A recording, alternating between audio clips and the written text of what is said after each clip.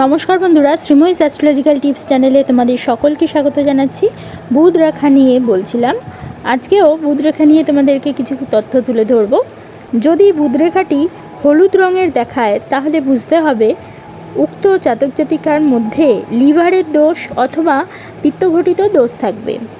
বুধ রেখাটি যদি ঢেউ খেলানো হয় তাহলে জটিল ধরনের পিত্তঘটিত দোষ অবশ্যই সূচিত হবে।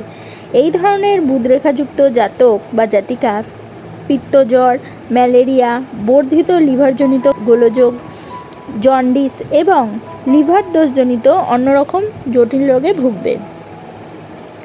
যদি বুধরেখাটি অবিন্যস্ত দেখা যায় তাহলে উক্ত জাতকের পরিপাক যন্ত্র তথা লিভারের কর্মধারা কখনো ঠিকমতো অর্থাৎ যথাযথভাবে চলবে, কখনো বা বিশেষ ত্রুটিযুক্ত হবে। যদি বুধরেখাটি ভাঙা ভাঙা অংশ দ্বারা সংযোজিত এবং সিঁড়ির মতো ধাপযুক্ত দেখায় তাহলে বুঝে নিতে হবে উক্ত জাতক সাংঘাতিক ধরনের একটা পরিপাক যন্ত্রের গোলযোগের কষ্টের কারণে ভুগছে। অজীর্ণ, গ্যাস্ট্রিক ফিভার, স্টমাক অথবা অন্ত্রের ক্যাটারাক্ট অথবা আন্ত্রিক প্রদাহ প্রভৃতি যে কোনো রোগে সাংঘাতিক কষ্ট পাবে।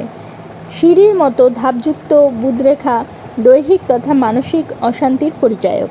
অনুরূপ সিঁড়ির মতো ধাপযুক্ত বুধরেখার কোনো অংশে যদি লাল রঙের বিন্দু চিহ্ন দেখা যায় তাহলে ওই বয়সে জাতক জাতিকার সাংঘাতিক ধরনের পরিপাক যন্ত্রের অসুখে ভুগবে। যদি ওই বিন্দুটি লাল টকটকে হয় বা গোলাপি রঙের হয় তাহলে পরিপাক যন্ত্রের ক্রিয়া বৈকল্যের ফলে ওই জাতক জাতিকাকে মৃত্যুতুল্য কষ্টেও বা সংকটেও পড়তে হতে পারে। যদি বুধরেখায় যে কোনো ধরনেরই বিন্দুচিহ্ন দেখা যায় আর বুধরেখার যে কোনো স্থানেই বিন্দুচিহ্ন দেখা যায় তাহলে সাংঘাতিক ধরনের পিত্তদোষজনিত গোলযোগ বা পরিপাক যন্ত্রে ক্রিয়াবৈকল্য অবশ্যই দেখা দেবে। যদি বিন্দু চিহ্নসমূহ লাল রঙের হয় তাহলে জাতক জাতিকা পিত্তজ্বরে ভুগবে, আর যদি ওই বিন্দু চিহ্নাদি সাদা রঙের হয় তাহলে দুরারোগ্য রোগজনিত কারণে হজমের গোলযোগ দেখা দেবে। যখনই বুধরেখার বিন্দুচিহ্ন দেখা যাবে তখনই বিশেষভাবে লক্ষ্য করতে হবে ওই বুধরেখার বিন্দুচিহ্নের সঙ্গে চান্স লাইনের দ্বারা দৈহিক ত্রুটিসূচক কোনো রেখা বা গ্রহ পর্বতের সঙ্গে যোগ সার্বিক হয়েছে কিনা। যদি ওই ধরনের কোনো সংযোগ দেখা না যায় তাহলে কোনো রেখা বা গ্রহ পর্বতে জটিল রোগসূচক কোনো অশুভ চিহ্নাদি রয়েছে কিনা তা লক্ষ্য করতে হবে। বিন্দু চিহ্নের একটা ব্যাখ্যা বা কারণ অবশ্যই পাওয়া যাবে।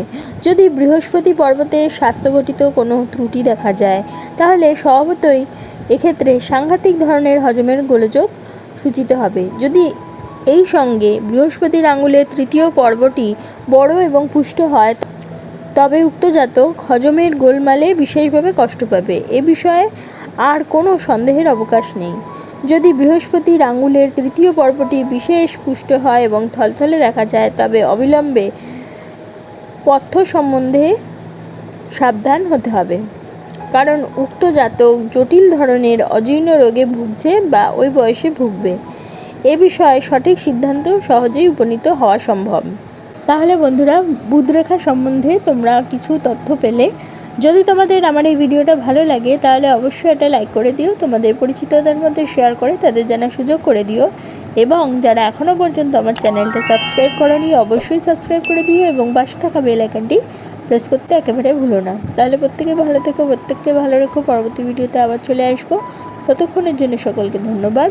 নমস্কার।